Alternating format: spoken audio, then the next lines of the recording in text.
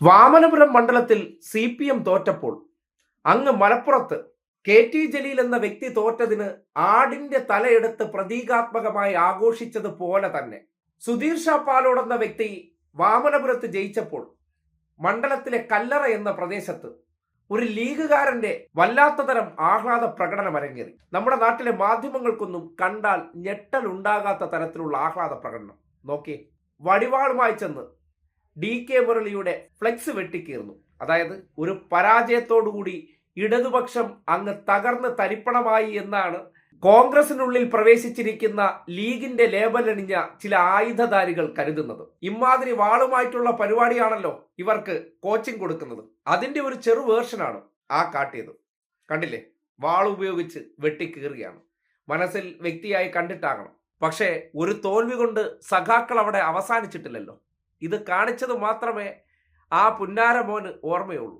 പിന്നെ സംഭവിച്ചത് എന്താണെന്ന് നിങ്ങൾ തന്നെ കാണും. നീ ബൈബിളിൽ ഉപദ്യാവിന്റെ പുസ്തകം വായിച്ചിട്ടുണ്ടോ? ഇല്ല, ഇന്ന് തന്നെ അതൊന്നെടുത്ത് വായിക്കണം.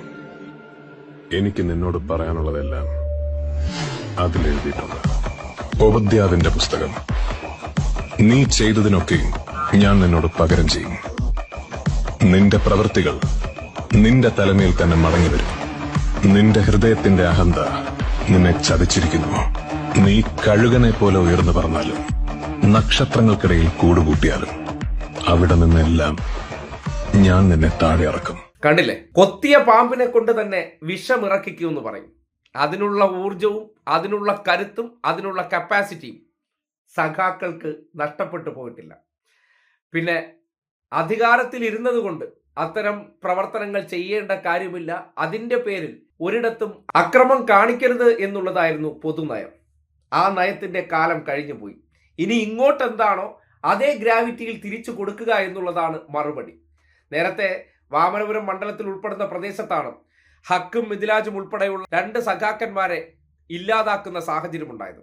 ആ കാലഘട്ടത്തിൽ പോലും തിരിച്ചടികൾ ഒന്നും നൽകാതെ സംയമനം പാലിച്ചതാണ്. കാര്യം അധികാരത്തിൽ ഇരിക്കുന്നത് കൊണ്ട്. ഇപ്പോ അതിന്റെ പരിധി അങ്ങ് ലംഘിച്ചാൽ പിന്നെ പരിധികളുടെ തുടർ ലംഘനങ്ങളായിരിക്കും കാണാൻ പോകുന്നത്. അതുകൊണ്ടാണ് ഇങ്ങനെ ഒരു കാരണവുമില്ലാതെ ഒരു ജയത്തിന്റെ പേരിൽ ഈ രീതിയിലുള്ള അക്രമം കാണിക്കുന്ന ആൾക്ക് ഇത്രയെങ്കിലും തിരിച്ച് ഒരു മറുപടി കൊടുക്കണ്ടേ? അതേ കൊടുത്തിട്ടുള്ളൂ.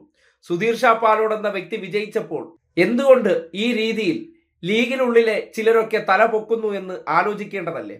അപ്പോ ഇവരെല്ലാം അധികാരമില്ലാത്തത് കൊണ്ട് പത്തി അകത്തേക്ക് വലിച്ച് കാത്തിരിക്കുകയായിരുന്നു. അധികാരം കിട്ടിയപ്പോൾ ഇറങ്ങി സഖാക്കന്മാരുടെ നെഞ്ചത്ത് കയറിക്കളയാമെന്ന് കരുതിയവർക്കുള്ള മറുപടിയാണ് കല്ലറയിലെ സഖാക്കന്മാർ കൊടുത്തിട്ടുള്ളത്.